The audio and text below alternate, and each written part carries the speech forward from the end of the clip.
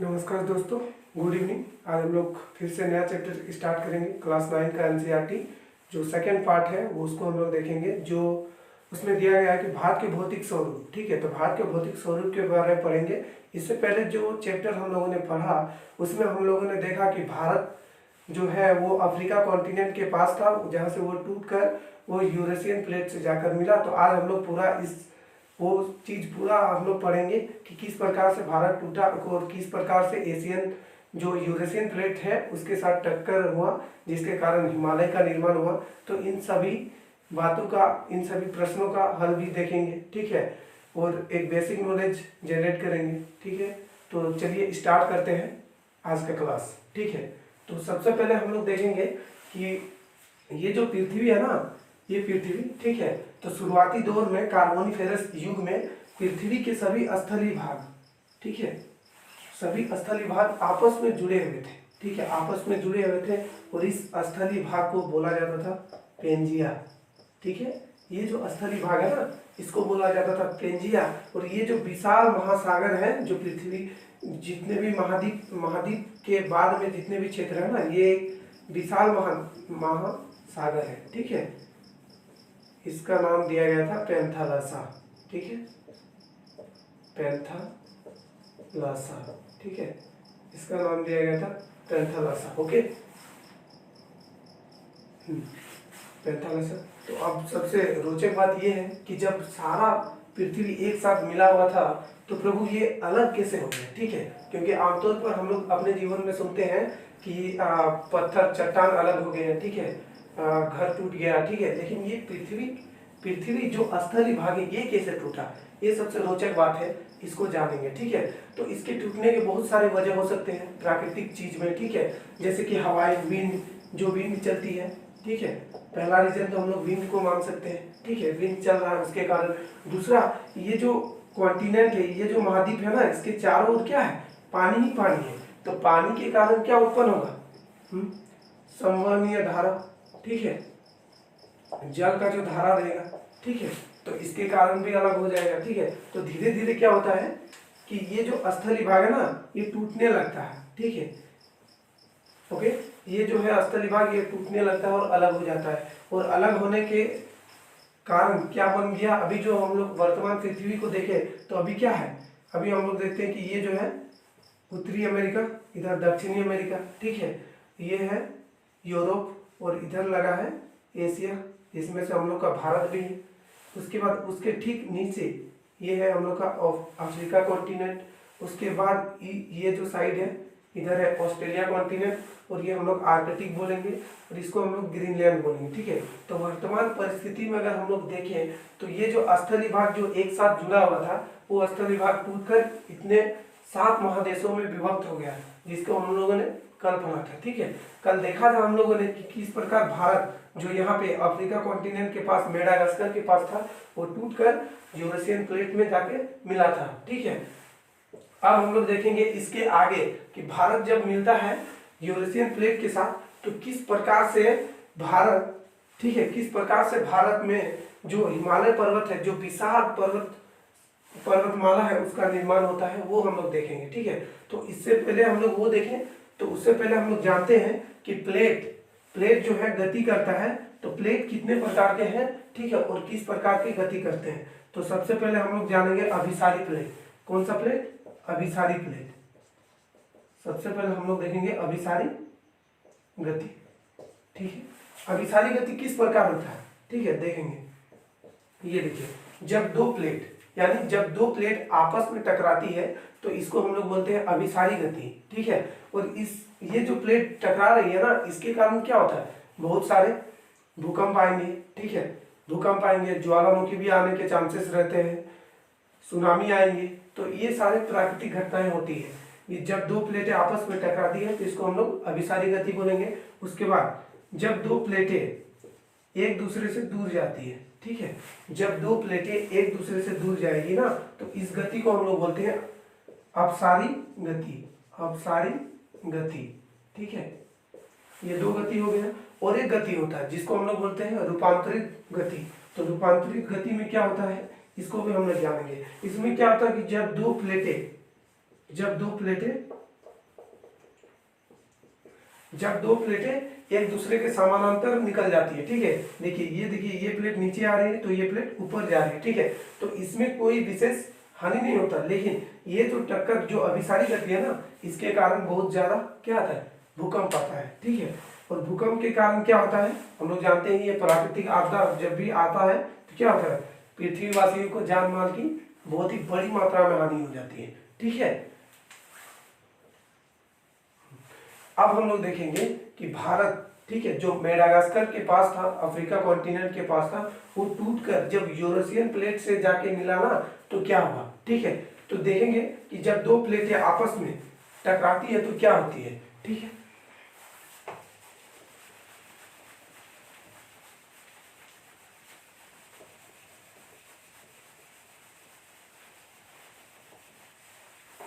चलिए देखते हैं, जब दो प्लेटें आपस में टकराती है तो क्या होता है, ठीक है।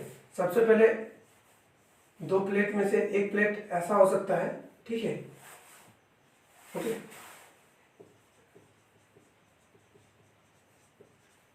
महासागरीय परपट्टी बोल सकते हैं इसको, ठीक है। एक होता है महासागरीय प्लेट जिसके ऊपर क्या है, पानी है, ठीक है। और उसी के समानांतर एक है महाद्वीपीय प्लेट, महाद्वीपीय प्लेट, ठीक है। तो इसमें क्या है, पेड़ बना देते हैं हम लोग,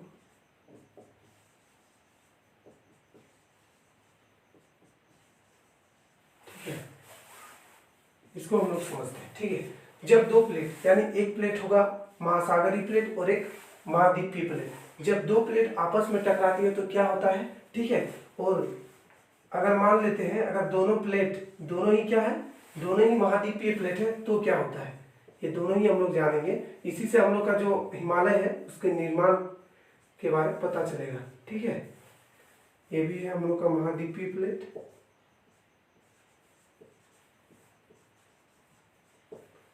और ये भी क्या है, महाद्वीपीय प्लेट, ठीक है। दोनों में पेड़ बना देते हैं ताकि पता चले कि ये जो प्लेट है ये क्या है, महाद्वीपीय प्लेट है, ठीक है। तो सबसे पहले हम लोग जानेंगे कि हमारे धरती के नीचे क्या है, हमारे जो धरती है, पृथ्वी है, प्लेटों के नीचे क्या है, मैग्मा है, क्या है, मैग्मा है। मैग्मा हम लोग कब बोलते हैं, जो मैग्मा धरती के नीचे है, प्लेट के नीचे है, उसको हम लोग मैग्मा बोलेंगे। लेकिन वही मैग्मा जब ज्वालामुखी के उद्गार से निकलता है तो उसको हम लोग क्या बोलते हैं, लावा बोलते हैं। जब ज्वालामुखी के उद्गार से निकलेगा तो वही मैग्मा ऊपर आएगा तो क्या कहलाएगा, लावा कहलाएगा, ठीक है। तो सबसे पहले हम लोग जानेंगे कि एक प्लेट है महासागरीय प्लेट और दूसरा है महाद्वीपीय प्लेट। तो ये दोनों प्लेट जो आपस में टकराती है ना, तो सबसे भारी प्लेट कौन सा होता है, जो सबसे भारी प्लेट है वो है महासागरीय प्लेट, ये प्लेट नीचे चले जाती है, ठीक है।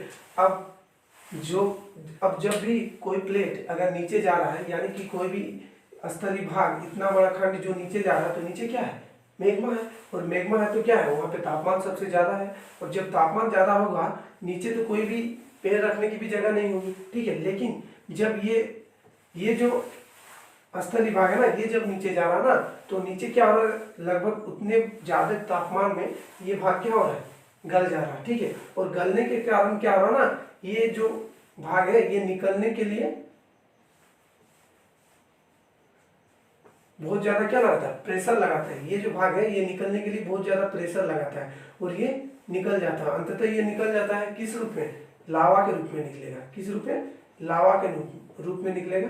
तो इसको हम लोग बोलेंगे ज्वालामुखी, ठीक है। यानी ज्वालामुखी निकलने के लिए क्या चाहिए, एक प्लेट हम लोग का महासागरीय प्लेट चाहिए और दूसरा महाद्वीपीय प्लेट चाहिए, ठीक है। लेकिन जो सबसे आवश्यक बात है, सबसे पॉइंट करने वाली बात है, तो वो है महासागरीय प्लेट, ठीक है। अगर महासागरीय प्लेट नहीं होगा ना तो जैसे कि दोनों महाद्वीपीय प्लेट है, ठीक है, तो इसमें ज्वालामुखी नहीं निकलेगा। यानी कि ज्वालामुखी निकलने के लिए क्या चाहिए, एक प्लेट जो है वो महासागरीय प्लेट होना चाहिए, ठीक है। क्योंकि ये प्लेट सबसे भारी होती है और ये प्लेट हमेशा क्या होता है, नीचे दब जाती है, जिसके कारण ये जो ये गल के क्या बन जाता है, मैग्मा के फॉर्म में आ जाता है और ये मैग्मा ऊपर निकल जाता है प्रेशर के माध्यम से, जिसको हम लोग क्या बोलेंगे, ज्वालामुखी बोलते हैं, ठीक है। और इसी ज्वालामुखी के कारण क्या हुआ, दुनिया में जितने भी पर्वत बने हैं ज्यादातर पर्वत ज्वालामुखी से बने हैं, ठीक है। अब हम लोग देखेंगे कि अगर दोनों प्लेटें, अगर जो दोनों प्लेटें हैं वो महाद्वीपीय प्लेट है तो क्या होता है, ठीक है। तो इसी का ये जो प्लेटें है ना, ये दोनों महाद्वीपीय प्लेटों के कारण ही क्या हुआ है, भारत में हिमालय का क्या हुआ, निर्माण हुआ है, ठीक है। तो इसको हम लोग जानेंगे कि कैसे हुआ है भारत में हिमालय का निर्माण। तो सबसे पहले हम लोग देखेंगे कि जो महाद्वीपीय प्लेट है, मान लीजिए ये जो प्लेट है ये भारतीय प्लेट है, ये भारतीय प्लेट है, और इधर से जो एक प्लेट है ये है यूरेशियन प्लेट, यूरेशियन प्लेट, ठीक है। ये दोनों प्लेटें आपस में टकराती है, तो जब दोनों स्थलीय प्लेटें आपस में टकराएगी तो क्या होगा, इन दोनों में से कौन सा भारी होगा, दोनों में से कोई एक भारी होगा, ठीक है। लेकिन जो भारी प्लेट होगा ना वो महासागरीय प्लेट की अपेक्षा ज्यादा नीचे नहीं जाती है, ठीक है। और ज्यादा नीचे नहीं जाने के कारण क्या होगा, ये जो भाग है ना ये ज्यादा नीचे नहीं जाने के कारण ये गलता भी नहीं है, तो जिस कारण से क्या होता है, ज्वालामुखी उद्भेदन भी नहीं होता। यानी जब दो महाद्वीपीय प्लेट आपस में टकराएगी तो ज्वालामुखी का उद्भेदन नहीं होगा, तब क्या होगा, ठीक है। तो तब क्या होगा वो हम लोग जानते हैं। ऐसे स्थिति में क्या होगा, अगर दोनों प्लेट के पास जो अवसाद रहेगा, ठीक है, मान लीजिए कोई अवसाद रहेगा, ठीक है, गाद रहेगा, अवसाद रहेगा, तो उसके कारण वो जो अवसाद है ना वो क्या होगा, जब दोनों प्लेटें टकराएगी तो अवसाद ऊपर आ जाएगा, ठीक है। जैसे कि हम लोग देखेंगे कि जब दो प्लेटें आपस में टकराएगी तो क्या होगा, ये जो अवसाद वाला भाग है ना ये इस तरह से उठ जाएगा, जिसके कारण क्या होगा, ये जो अवसाद उठा ये क्या बन गया, एक तरह से एक माउंटेन बन गया, एक पहाड़ बन गया। तो इसी के कारण क्या बना, भारत में हिमालय, विशाल हिमालय पर्वत बना, ठीक है। अगर मान लीजिए यूरेशियन प्लेट जो है वो ओशियनिक प्लेट होता, ठीक है, यानी कि महासागरीय प्लेट होता ना, तो आज जहाँ पे हिमालय पर्वत है तो वहाँ पे क्या होता, आज वहाँ पे आग ही आग होता, क्योंकि वहाँ पे क्या निकलता है, ज्वालामुखी, और ज्वालामुखी निकलने के कारण क्या होता, शायद रूस का भी भला हो जाता, क्योंकि रूस में क्या है, सबसे ज्यादा बर्फ जम जाता है रूस में, और रूस के ज्यादातर भागों में क्या है, बर्फ से ढका हुआ है। तो अगर वहाँ पे अगर ये जो प्लेट है ये अगर महासागरीय प्लेट हो जाता ना, यूरेशियन प्लेट, तो वहाँ पे क्या होता, आज बहुत ज्यादा गर्मी होता, और भारत में भी क्या होता, भारत में भी जम्मू कश्मीर जो है हम लोग जिसको हम लोग बोलते हैं स्वर्ग, ठीक है, वो भी नहीं होता, क्योंकि वहाँ पे क्या बन जाता, एक वोल्केनिक माउंटेन बन जाता, यानी क्या बनता, ज्वालामुखी पर्वत बन जाता। और अभी क्या बना है, अभी बना है अवसाद पर्वत, ठीक है, जिसको हम लोग बोलेंगे वलय पर्वत भी बोलते हैं, ठीक है। इतना दूर तक समझ पाए कि अगर ज्वालामुखी होने के लिए क्या चाहिए, एक प्लेट महासागरीय प्लेट होना चाहिए और एक प्लेट महाद्वीपीय प्लेट। लेकिन भारतीय जो प्लेट है जो गोंडवाना लैंड से आया है और जो यूरेशियन प्लेट है, ये दोनों ही प्लेट क्या है, आपस में महाद्वीपीय प्लेट है, जिसके कारण दोनों टकराती है और क्या बनता है, हिमालय का निर्माण होता है, ठीक है। तो अब हम लोग हिमालय के बारे में पढ़ेंगे, हिमालय, ठीक है।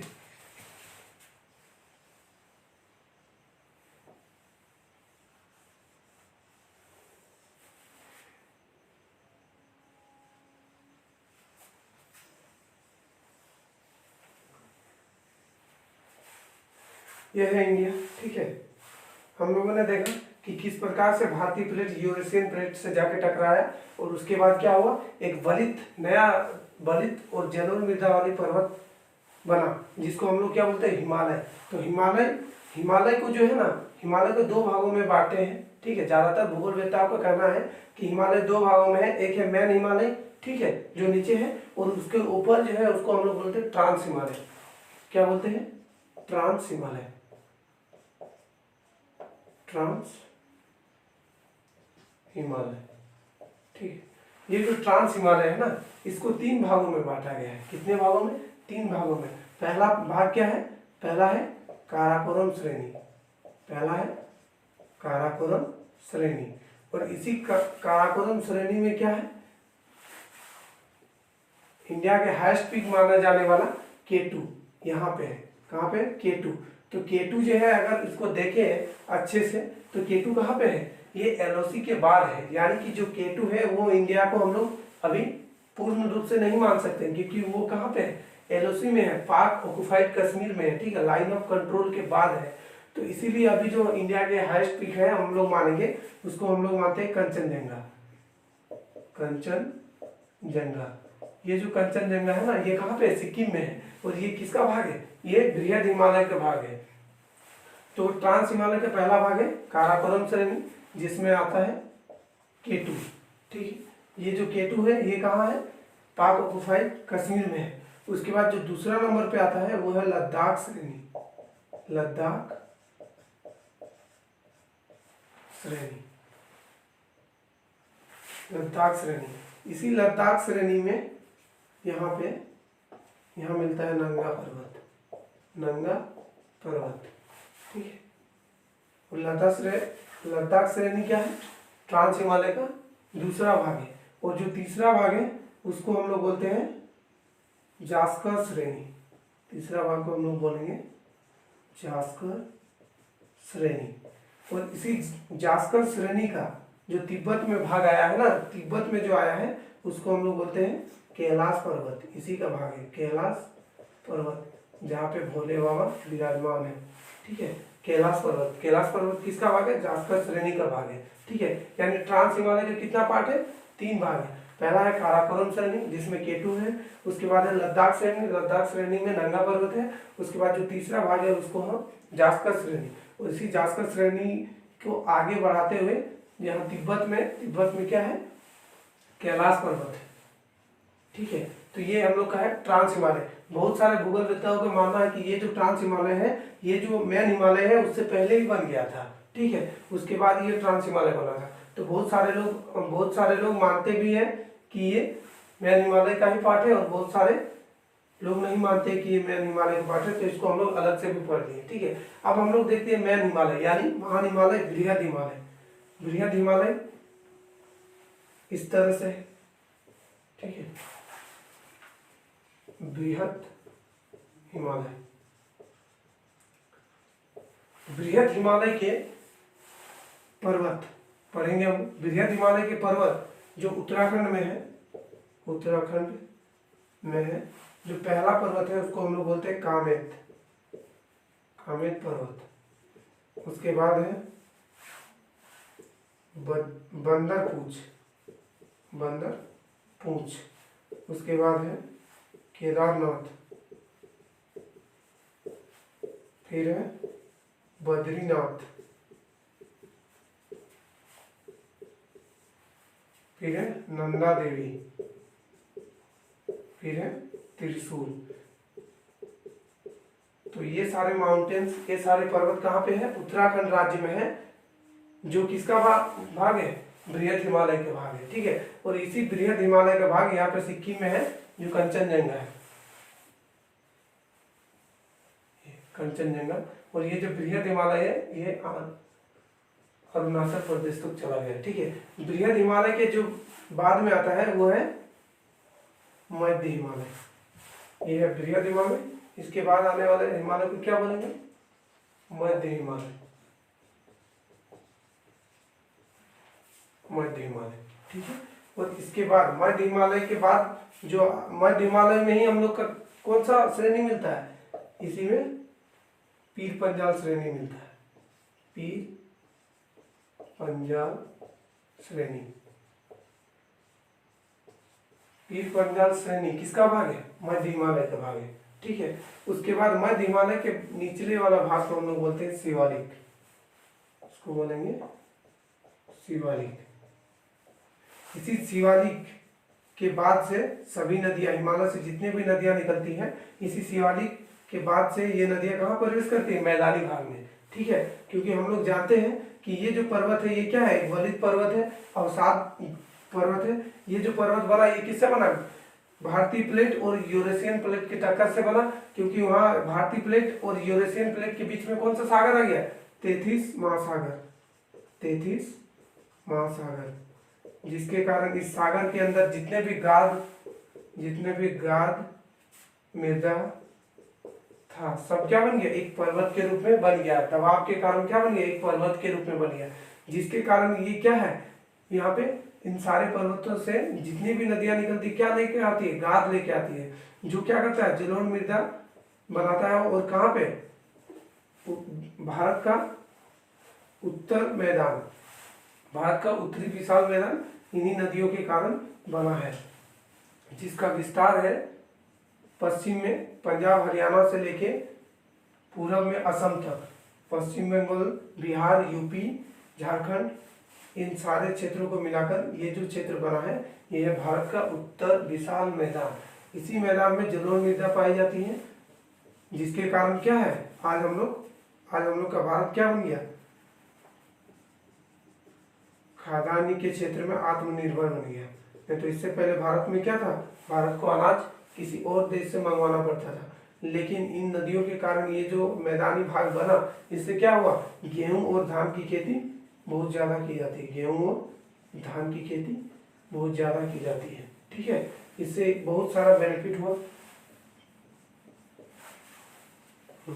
अब इसके बाद जो आएगा, उसके बाद आएगा भारत का रेगिस्तानी भाग, उसके बाद प्रायद्वीपीय भारत को पढ़ना है, उसके बाद पढ़ना है तटीय मैदान। ठीक है, तो इसके लिए हम लोग एक अलग से सेपरेट क्लास लेंगे, उसमें हम लोग ये सारा बताएंगे। आज के लिए इतना ही, मिलते हैं नेक्स्ट क्लास में। धन्यवाद, थैंक यू।